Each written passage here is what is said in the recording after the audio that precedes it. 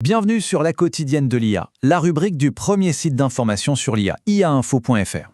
Pour cet éclairage, on s'appuie sur un article de Didier Termina qui a été publié en septembre 2025 sur ce même portail. Ensemble, on va décortiquer une question qui est, disons-le, assez brûlante. Que deviennent nos données personnelles face à l'appétit de plus en plus grand de l'intelligence artificielle de Meta ?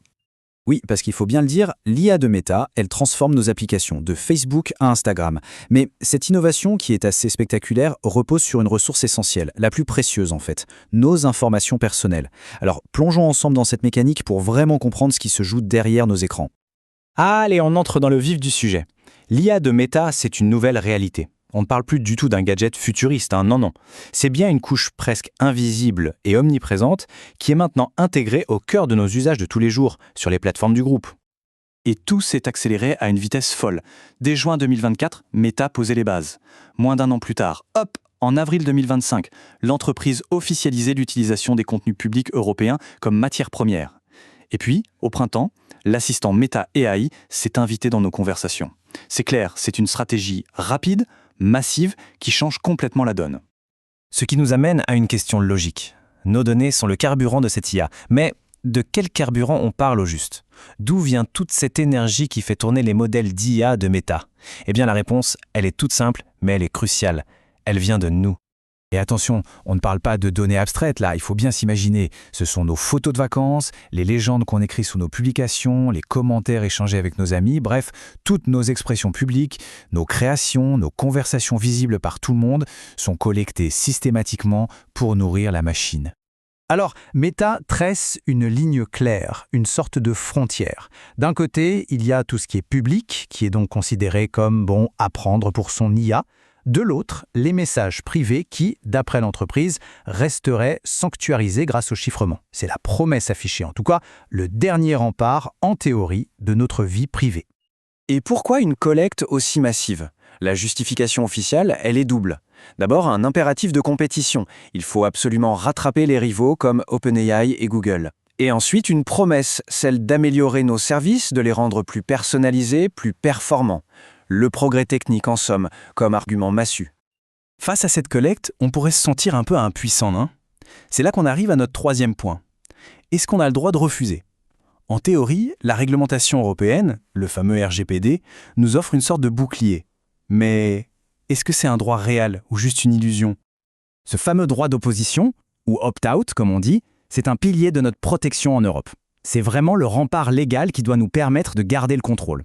En principe, c'est donc une arme citoyenne très puissante.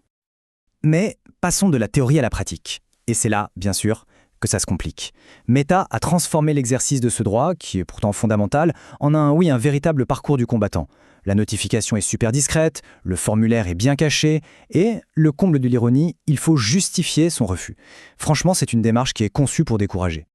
C'est d'ailleurs ce que résument très bien les associations de défense des droits numériques. Pour elles, Meta se conforme à la lettre de la réglementation, mais en évite complètement l'esprit. C'est une conformité de façade.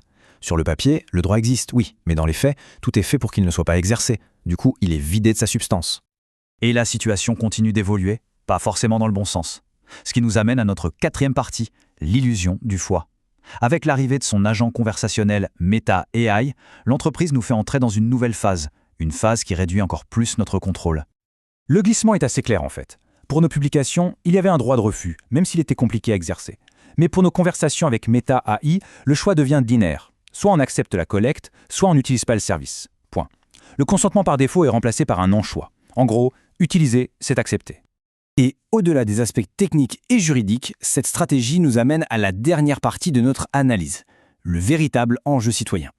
Parce qu'ici, on touche à des questions fondamentales sur la société numérique qu'on est en train de construire. C'est un enjeu bien plus large que nos simples comptes en ligne.